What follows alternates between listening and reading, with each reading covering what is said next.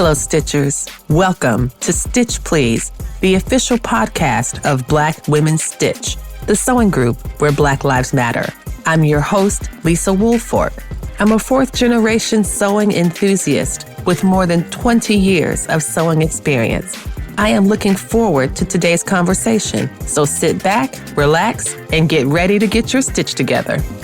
Hey friends, hey, it's Lisa from Black Women Stitch and the Stitch Please podcast, and this is a very special episode because this episode is a celebration of Black history through the lens of creative liberation.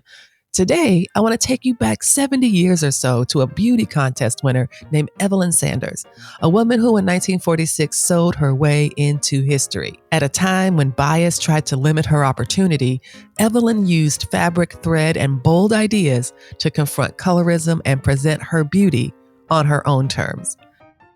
It was December 1946. The hit song Fine Brown Frame, performed by Buddy Johnson and his orchestra, was the soundtrack of the summer.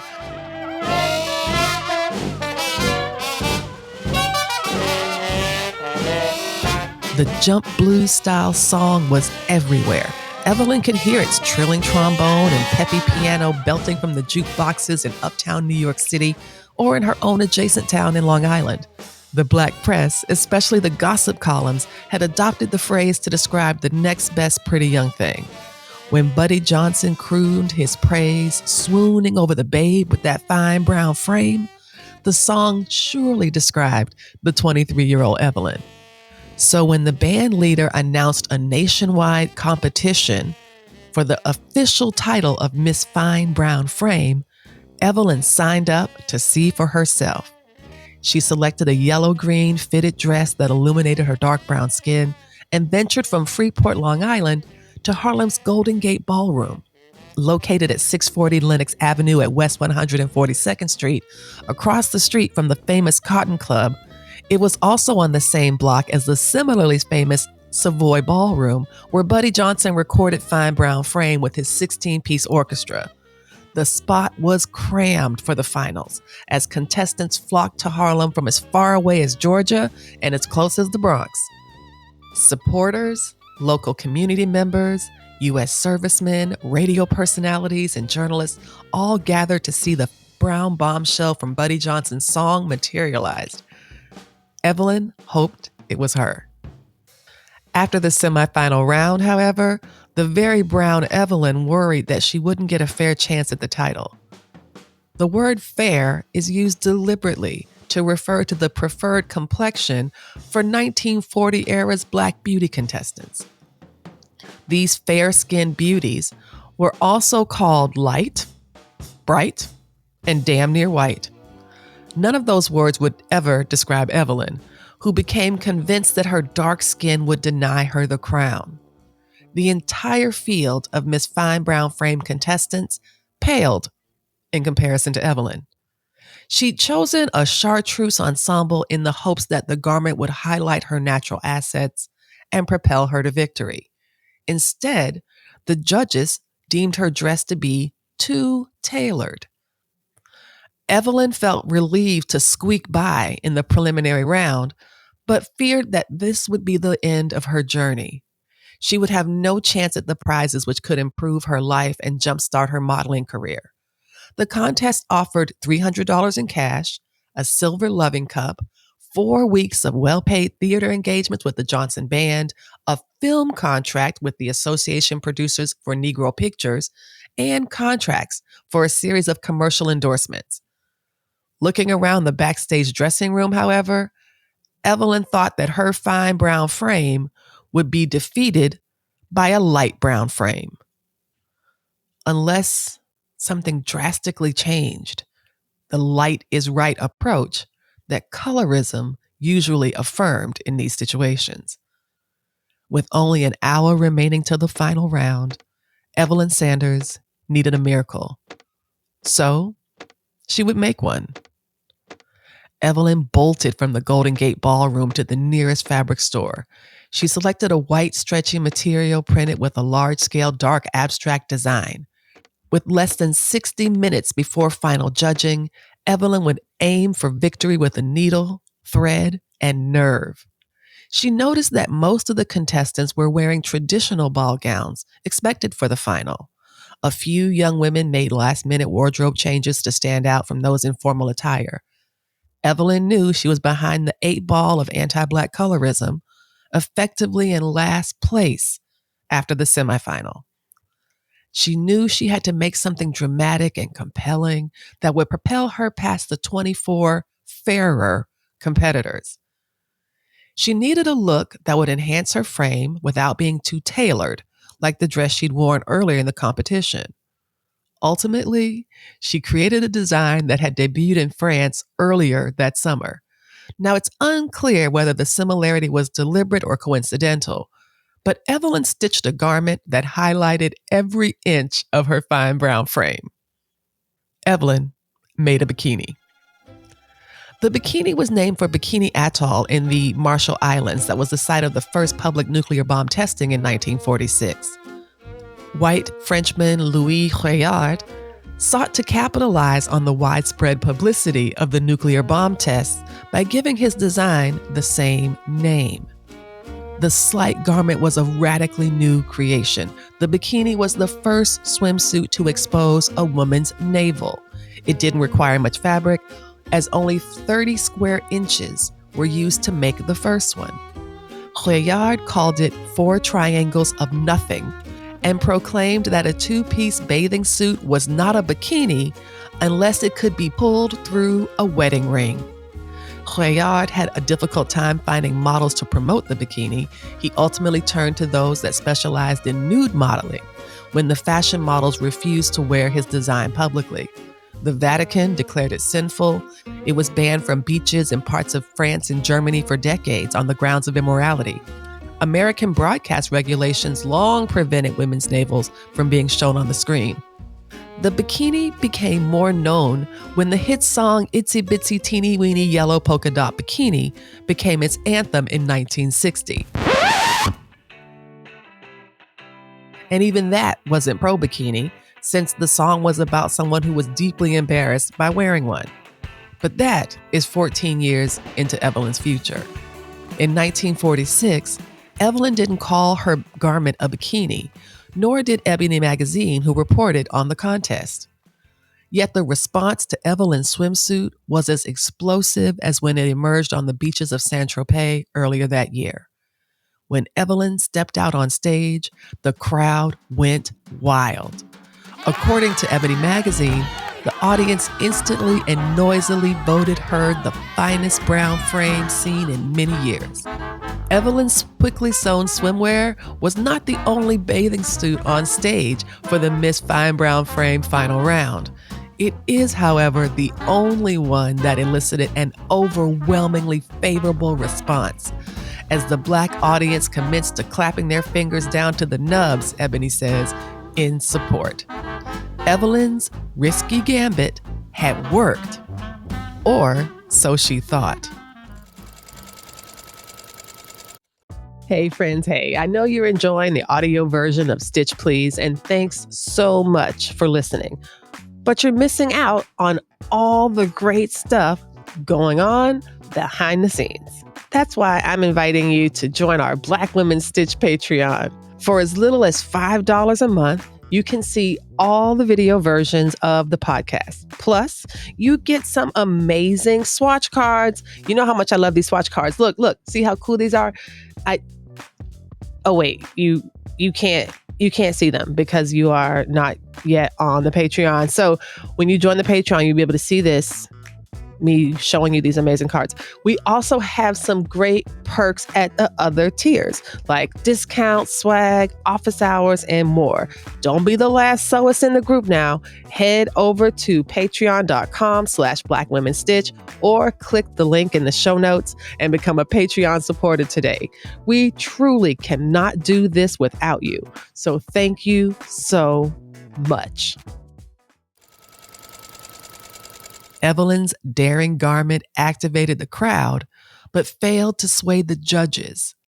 Miss Fine Brown Frame was meant to be selected by the assembled panel of local Black celebrities and radio personalities, and these men had chosen, quote, a light-skinned Dixie Belle as their champion.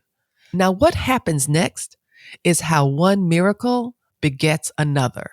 In making her attire for the final round, Evelyn connected with the Black audience of servicemen and community members. Many of the men and women in the crowd, looking at the archival photos at least, were the same complexion as Evelyn, and they knew a fine brown frame when they saw one. Ebony Magazine reports that the audience would have none of it. And they articulately let Maestro Johnson know that for once, the white standards of beauty would not be forced upon them. Evelyn's bikini had so transfixed the Golden Gate Ballroom that the audience took the matter of the contest into their own hands. Their raucous applause, cheers, and whistles made it clear to the judges that Evelyn's fine brown frame was the best. Their acclaim for Evelyn and her garment shifted the winds of the contest in her favor. The judges, recognizing the mood churning through the densely packed crowd, decided to split the victory between Evelyn and her light-skinned rival. They were going to award Evelyn the cash and the light-skinned girl the title. The Golden Gate Ballroom crowd, however, did not have a compromising spirit that night. Fists shot up from the audience in response to the suggestion that Evelyn deserved only a partial win. Ebony Magazine describes the contest conclusion with an air of reluctant inevitability, saying, "So finally, to tremendous acclaim, Evelyn Sanders was crowned Miss Fine Brown Frame, probably the darkest and one of the most exotic beauty contest winners in Harlem in a decade." In the magazine's story about the contest, Evelyn is pictured in her bikini smiling to an adoring crowd.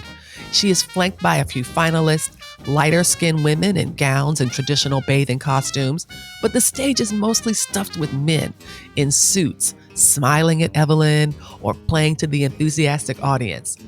Buddy Johnson presents a joyous Evelyn with the Miss Fine Brown Frame trophy. Evelyn's bikini won her the title, but its benefits were another matter. According to Ebony Magazine, she was having a tough time fighting for her queendom now that her Golden Gate supporters were not around to back her.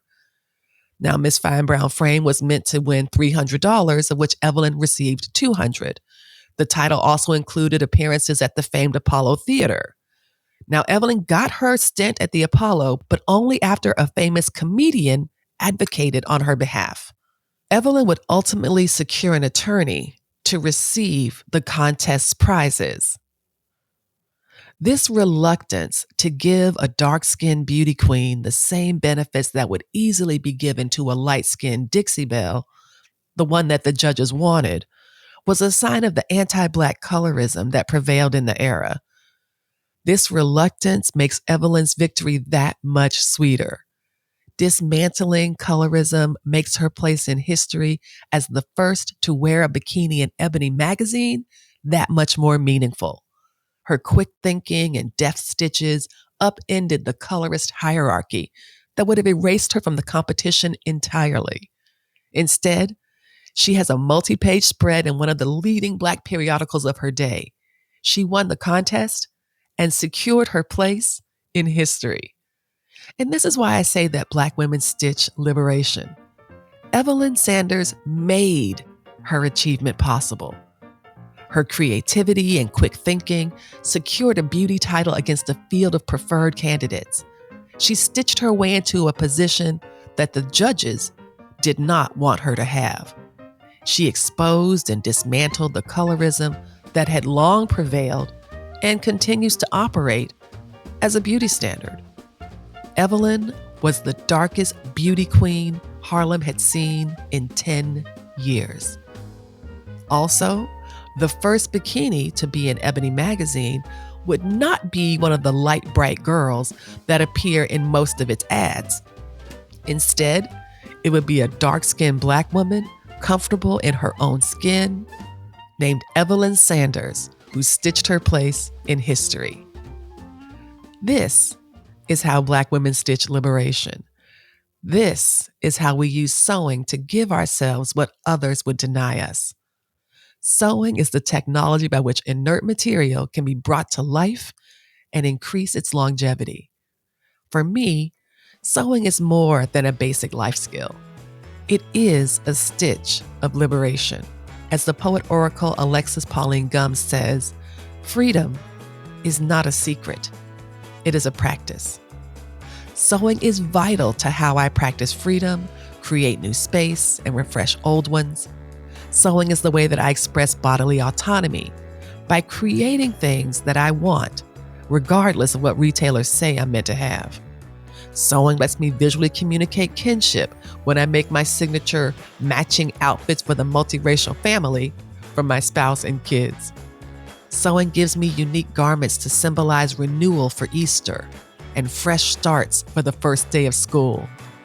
I've practiced stitching freedom by making bras, outerwear, jeans, dresses, quilts and duvet covers, umbrellas, sneakers, sandals, tents, 11 pairs of drawers, and even a dress for a 20-foot-tall protest puppet. I find possibility in the humming, joyful rhythm of the sewing machine, feeding the fabric under the dancing needle.